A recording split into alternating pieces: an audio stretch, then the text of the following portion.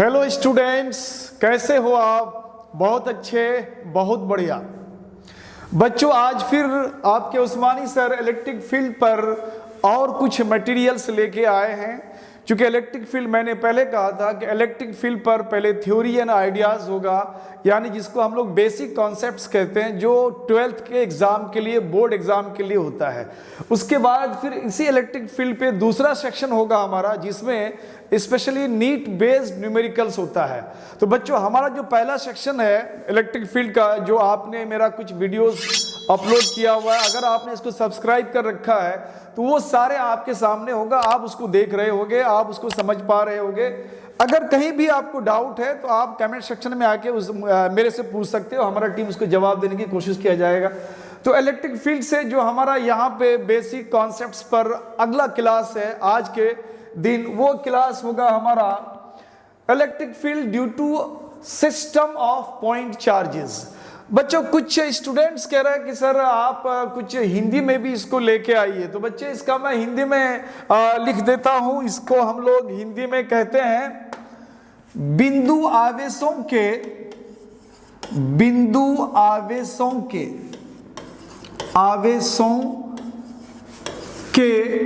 निकाय द्वारा विद्युत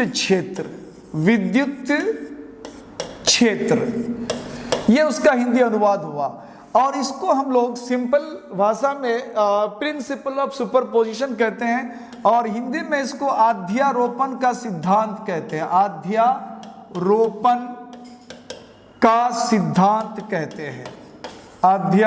का सिद्धांत कहते हैं, ये उसका हिंदी अनुवाद है। तो बच्चों, ये जो प्रिंसिपल ऑफ सुपरपोजिशन है, ये एक बार आप कूलम्स लॉ में देख चुके हो। दोनों में ज्यादा का डिफरेंस नहीं है, बस इतना का डिफरेंस है कि पहला जो हमारा कूलम्स लॉ पे जो प्रिंसिपल ऑफ सुपरपोजिशन था, तो वो प्रिंसिपल ऑफ सुपरपोजिशन इनफैक्ट हमारा इलेक्ट्रिक फोर्स पे था, वो हमारा इलेक्ट्रिक फोर्स पर आधारित था, और यहां पे इलेक्ट्रिक फील्ड पर है। बस इतना ही का फर्क है। ओवरऑल सारा डेरिवेशन जो है वो कूलम्स लॉ का, जो भी हम लोगों ने डिराइव करा था प्रिंसिपल ऑफ सुपरपोजिशन, बिल्कुल एज इट इज है। अब इसको समझने में कोई दिक्कत नहीं होगी अगर आपने कूलम्स लॉ में प्रिंसिपल ऑफ सुपरपोजिशन मेरा क्लास को देख रखा है, तो यहाँ पे आपको बिल्कुल दिक्कत नहीं होगी। और चूंकि ये बोर्ड एग्जाम में आपको पूछा जाता है 12th के बोर्ड एग्जाम में, तो ऐसे स्टूडेंट के लिए बहुत बेनिफिशियल है। उसके बाद फिर हम लोग इसका जो इस पर बेस्ड जो न्यूमेरिकल होगा, जो स्पेशली नीट पर होगा, फिर उस पर बात करेंगे वन बाय वन।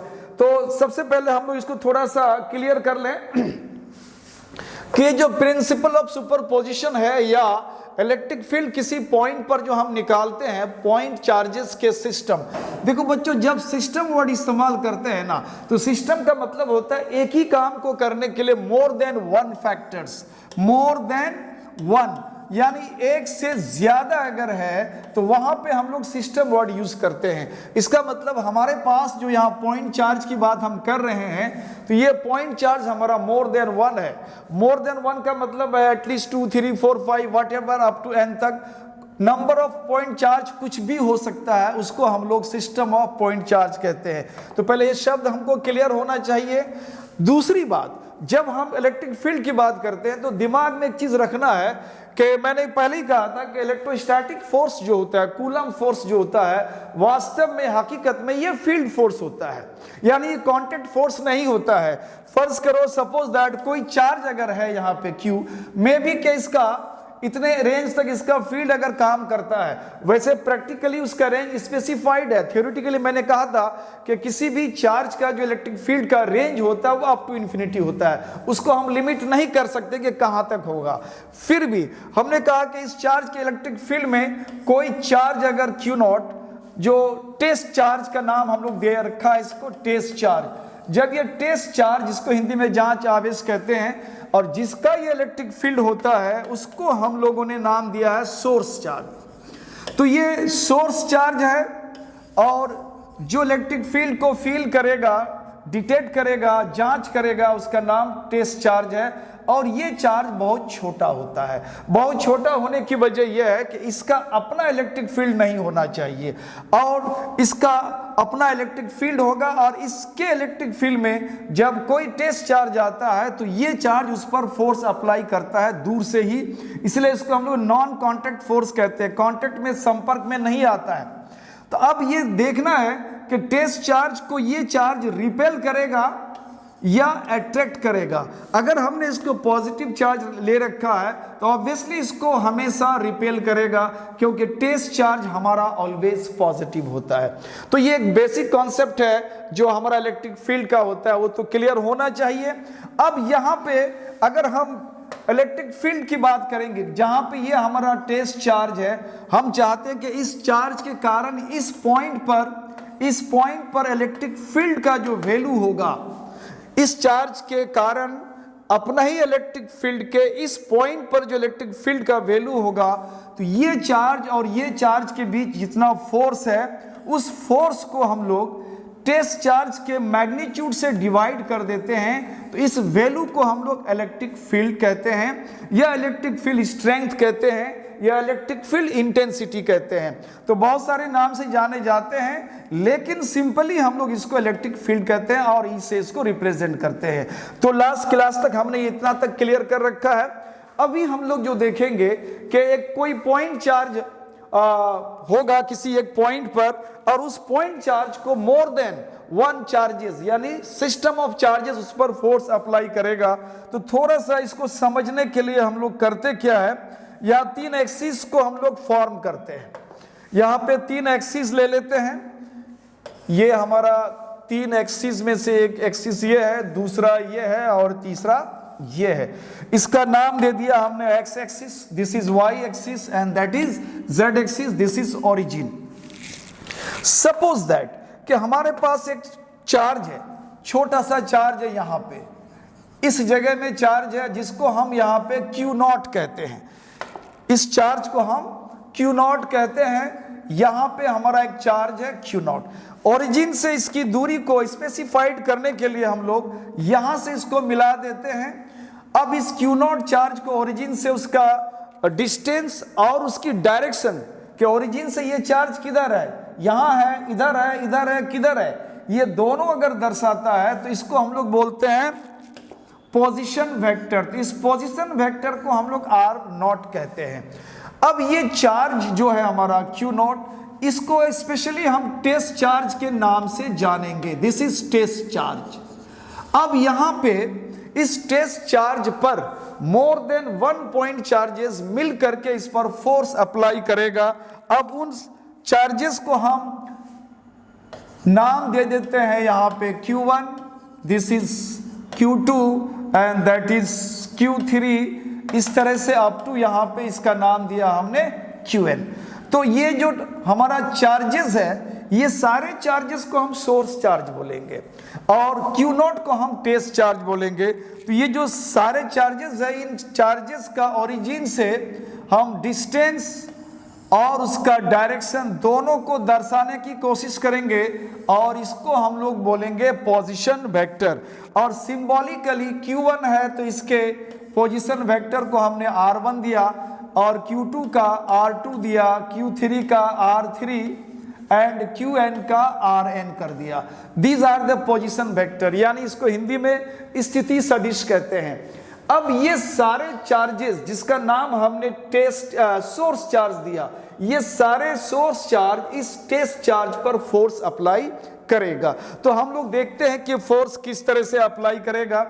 तो हमने नॉविंगली ये सारे चार्जेस को पॉजिटिव ले रखा है, तो ऑब्वियसली अगर ये सोर्स चार्ज है तो ये सोर्स चार्ज इस पर इस डायरेक्शन में फोर्स अप्लाई करेगा। सिमिलरली ये जो सेकंड चार्ज है वो भी इस पर फोर्स इधर की तरफ अप्लाई करेगा। थर्ड चार्ज ये भी इस पर फोर्स अप्लाई करेगा, और ये nth पॉइंट पर जो ये चार्ज है ये भी अप्लाई करेगा। ये सारे फोर्सेस हैं। अब हम लोग सिंबॉलिकली बताते हैं कि कोई पॉइंट A है और कोई एक पॉइंट B है, और यहाँ पे चार्ज Q1 है और यहाँ पे चार्ज Q2 है। अगर हम ये बोलते हैं कि Q1 चार्ज ने Q2 चार्ज पर फोर्स लगाया, तो हम लोग इसको सिंबल में लिखते हैं F21, यानी force on Q2 by Q1। Similarly अगर ये Q2 इस पर फोर्स लगाता है तो सिंबल में इसको लिखते हैं F12। इसका मतलब है कि फोर्स ऑन Q1, 1 बोले तो Q1 बाई Q2, तो ये एक सिंबल है इस तरह से। अब इस सिंबल का यहाँ पे बच्चों हम लोग इस्तेमाल करते हैं कुछ इस तरह से। हमारे पास यहाँ टेस्ट चार्ज है Q0, ये Q0 टेस्ट चार्ज पर ये Q1 फोर्स अप्लाई करेगा, तो अब ये जो Q1 इस पर फोर्स अप्लाई करेगा इस डायरेक्शन में, तो इस फोर्स को हम सिंबॉलिक में क्या लिखेंगे, F किस पर लग रहा है फोर्स, F0 पे यानी 0 बाई Q1, यहाँ 1 दे देंगे। सिमिलरली Q2 ने इस पर फोर्स लगाया, सिंबल में लिखेंगे F किस पर लग रहा है, Q0 पर यानी 0 पर, बाई Q2 यहाँ 2 देंगे। सिमिलरली Q3 ने लगाया फोर्स किस पर, Q0 पर, बाई Q3। सिमिलरली और लास्ट में हमारा N है तो यहाँ लिखेंगे F0N। ये सारे फोर्सेस वेक्टर क्वांटिटी है, इसमें सब में हमने एरो लगा दिया।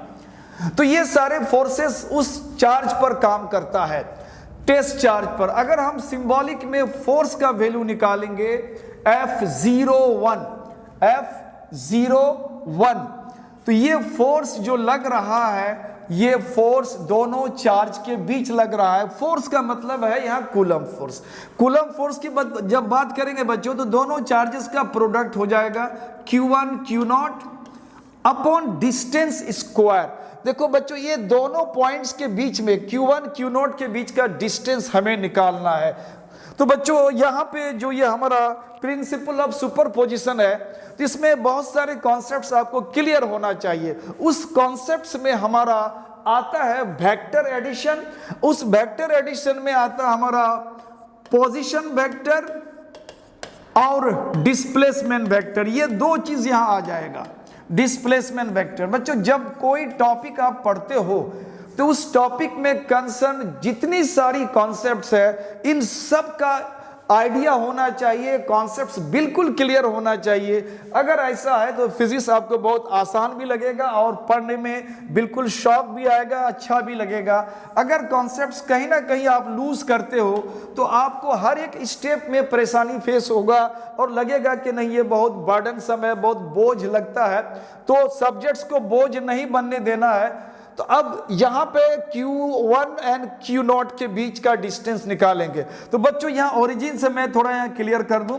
ओरिजिन से ये Q0 है जिसका पोजीशन वेक्टर है R0, और ओरिजिन से यहाँ पे Q1 है जिसका पोजीशन वेक्टर है R1, और हम ये डायरेक्शन में फोर्स निकालना चाहते हैं, यानी ये डिस्प्लेसमेंट चाहते हैं। तो यहाँ से यहाँ इसका नाम हो जाएगा डिस्प्लेसमेंट वेक्टर, इसका नाम हो जाएगा डिस्प्लेसमेंट वेक्टर। इसको बोलते हैं हम लोग पोजीशन वेक्टर, इसको भी बोलते हैं हम लोग पोजीशन वेक्टर। तो ये दो पोजीशन वेक्टर है जिसका ये डायरेक्शन होता है, ओरिजिन से होता है डायरेक्शन, और ये डायरेक्शन हम इधर लेना चाहते हैं। तो बच्चों यहाँ पे हम लोग जनरली एडिशन ऑफ वेक्टर में लॉ ऑफ ट्रायंगल अगर आपने पढ़ रखा है, लॉ ऑफ ट्रायंगल को जो 11th में पढ़ाया जाता है, 11th में लॉ ऑफ ट्रायंगल अगर वेक्टर एडिशन का आपको याद है तो डायरेक्ट डिस्प्लेसमेंट वेक्टर का जो वैल्यू निकालते हैं हम लोग, इसको बोलते हैं हेड माइनस टेल।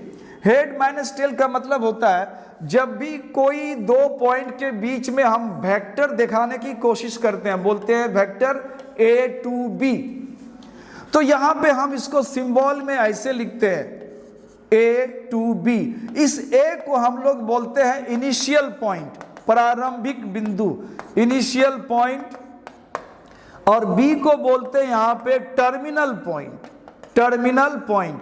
दूसरा, इसी इनिशियल पॉइंट को हम लोग टेल भी कहते हैं, और टर्मिनल पॉइंट को यहाँ पे हेड भी कहते हैं। तो ये वेक्टर में इसको डिजाइन करने का तरीका, इस तरह से वेक्टर को हम लोग डिजाइन करते हैं। तो ये टर्मिनोलॉजी है, इनका आपको प्रॉपर नॉलेज होना चाहिए। तो बच्चों अब यहाँ से थोड़ा सा ये नॉलेज आपको बिल्कुल होगा, और इससे हम थोड़ा काम आगे बढ़ाते हैं। अब यहाँ पे अगर हम यहाँ से यहाँ अगर डिस्प्लेसमेंट वेक्टर की बात करेंगे तो हम यहाँ हेड माइनस टेल बोलेंगे। हेड क्या है, तो ये जो हमारा पोजीशन वेक्टर है, इस पोजीशन वेक्टर यहाँ से इधर की तरफ जा रहा है तो यहाँ टेल होगा, यहाँ हेड होगा। हेड का पोजीशन वेक्टर हो जाएगा r0 और माइनस हो जाएगा टेल का पोजीशन वेक्टर r1। अब बहुत बच्चे को यहाँ पे प्रॉब्लम होगा कि सर r0 माइनस r1 आपने क्यों रखा, तो मैं थोड़ा सा इसको और क्लियर कर दूं। होता यह है कि बहुत बार बच्चे कॉन्सेप्ट्स को बिल्कुल भूल जाते हैं और यहाँ पे प्रॉब्लम क्रिएट होता है, तो मैं थोड़ा सा इसको और क्लियर कर दूं। क्लियर इन द सेंस कि यहाँ वेक्टर एडिशन में लॉ ऑफ ट्रायंगल की बात करते हैं तो हम लोग क्या करते हैं, यहाँ से पहले यहाँ चलते हैं, वेक्टर आगे बढ़ते हुए यानी r1 वेक्टर प्लस यहाँ से इधर की बात करते हैं q1 से q2, जिसको हम लोग यहाँ पे नाम दे देते हैं डिस्प्लेसमेंट वेक्टर। डिस्प्लेसमेंट वेक्टर तो यहाँ हमने कर दिया डिस्प्लेसमेंट वेक्टर, दिस यहाँ से चला फिर यहाँ चला, ये मिला करके जहां से चला और जहां तक चला इसको मिलाते हैं, इसको बोलते हैं रिजल्टेंट वेक्टर। तो ये इक्वल हो जाएगा रिजल्टेंट वेक्टर यानी r0 का। अब यहां अगर हम डिस्प्लेसमेंट वेक्टर को बच्चों अगर रखना चाहेंगे तो हमारे पास ये r0 इधर है, r1 को इधर कर देंगे, ये r1 हो जाएगा।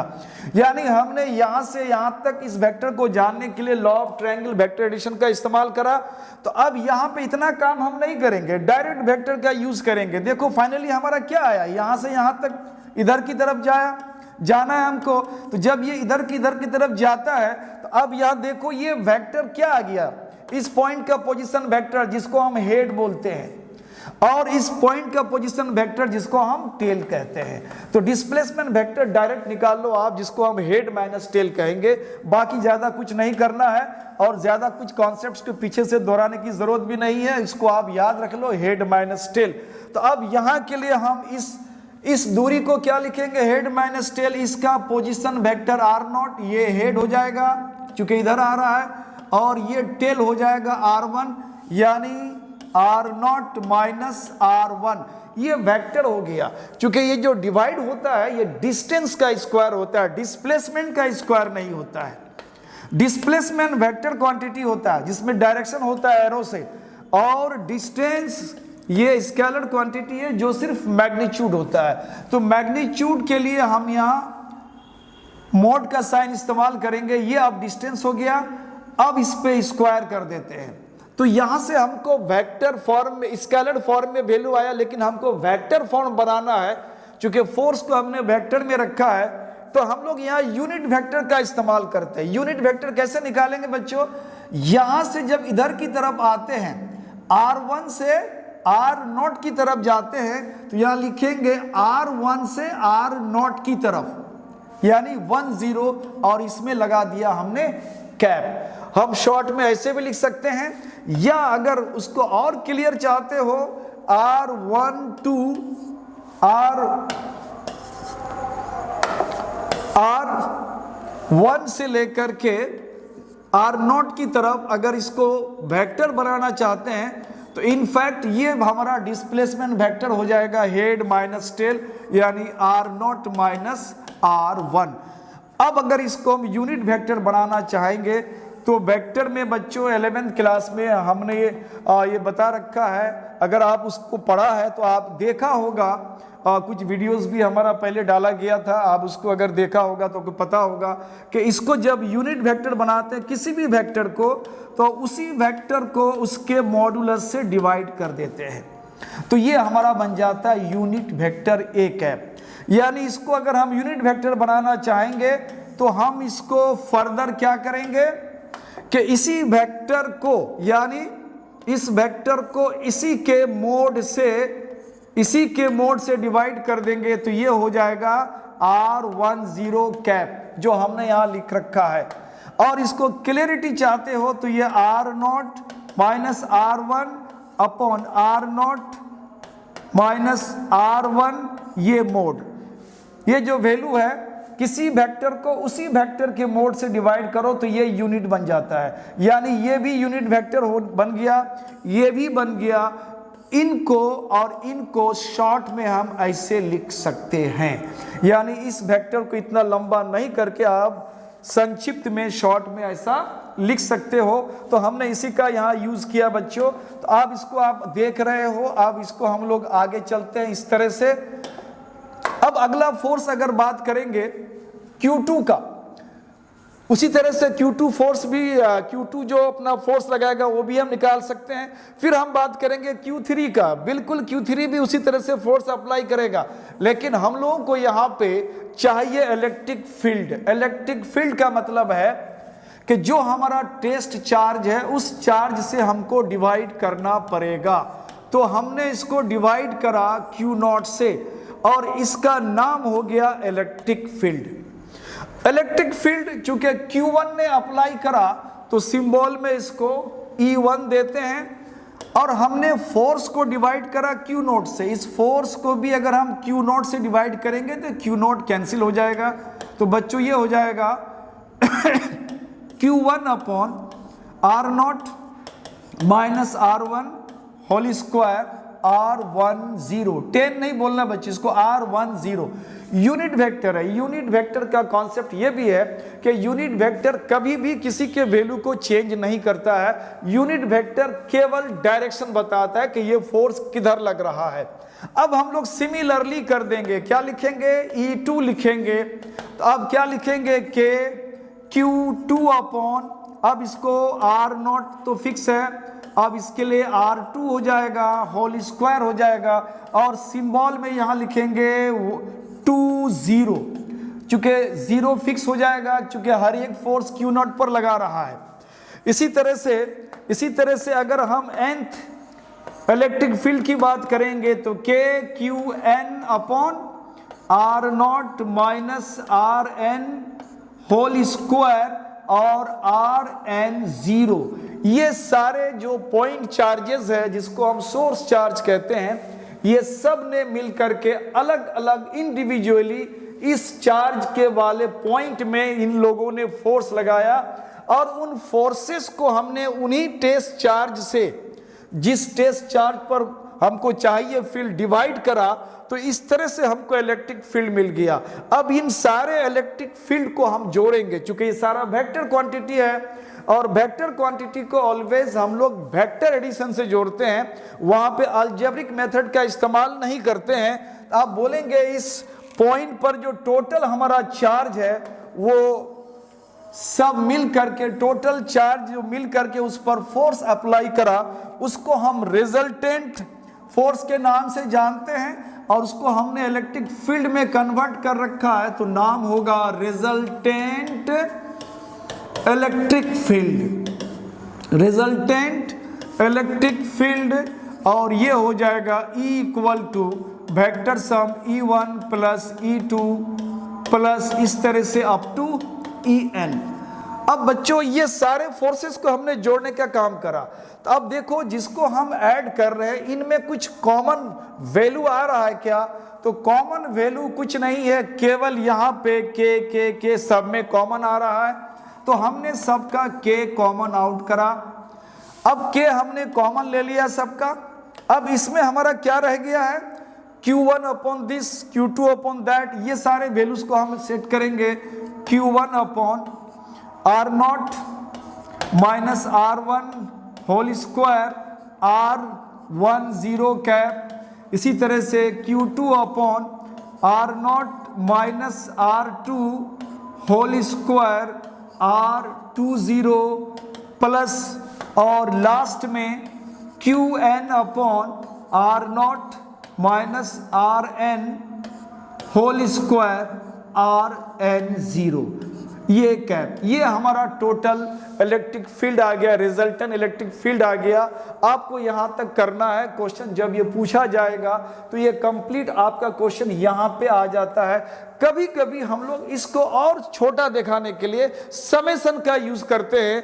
तो अगर बच्चों समेशन का यूज करना चाहते हैं तो कर सकते हो, अदरवाइज समेशन का यूज करना कोई जरूरी नहीं है, वो पूछा नहीं जाता है।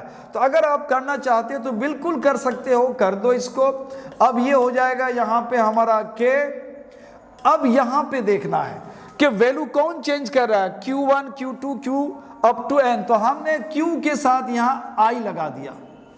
उसके बाद नीचे जो मॉडुलस के अंदर है आर नोट फिक्स है, तो आर नोट को हमने यहां फिक्स करा, और जो वेरी करता R1 R2 R3 up to Rn जो वेरी करता है उसको हमने Ri नाम दे दिया, इसके साथ लगा दिया हमने होल स्क्वायर। और जो वैल्यू है कैप में, आप अगर ध्यान दे रहे हो बच्चों तो यहाँ R कैप में 1 0 2 0 3 0 n 0 यानी 0 फिक्स है, तो यहाँ I 0 कर देंगे। I का मतलब है कि यहाँ I का वैल्यू हम 1 भी रख सकते हैं, 2 भी रख सकते हैं, तो I का वैल्यू दर्शाने के लिए यहाँ लिखते हैं सिग्मा I का वैल्यू 1 से लेकर के n तक, यानी इस पूरे को शॉर्ट में सिंबॉलिक फॉर्म में या समेशन फॉर्म में यहां तक लिखते हैं। तो बच्चे आज का जो मेरा क्लास हुआ वो इलेक्ट्रिक फील्ड पर हुआ, और इसको हम लोग प्रिंसिपल ऑफ सुपरपोजिशन कहते हैं। ये आपके बोर्ड एग्जाम में बहुत पूछा जाता है, बहुत सिंपल तरीके से आप इसको सॉल्व करके दिखा सकते हो, कोई दिक्कत नहीं, बहुत आराम से कर सकते हो। तो आज हम इस क्लास को यहाँ पे कर देते हैं एंड। बच्चों हमारे क्लास को आप व्यू कर रहे हो, देख रहे हो, मुझे पता चलता है आप देख रहे हो, उससे फायदा ले रहे हो, कम से कम जाकर के आप सब्सक्राइब कर दो। नदीम सर का थोड़ा हौसला बढ़ाओ यार, देख रहे हो पसीना पसीना हो रहे हैं आपके लिए, हम जब इतना पसीना बहा रहे हैं आपके लिए, तो आपका भी तो फर्ज बनता है कि आप भी थोड़ा सा मेरे चैनल को सब्सक्राइब करो यार, सब्सक्राइब करो, दोस्तों में शेयर करो, और इसका फायदा ले, अपने दोस्त को भी फायदा लेने के लिए दो। कीप इट अप, आपका दिन शुभ हो, बहुत खुश रहो, और साइड इफेक्ट से दूर रहो, 12th का एग्जाम की तैयारी करो, गार्जियन के लिए कुछ बेहतर करो।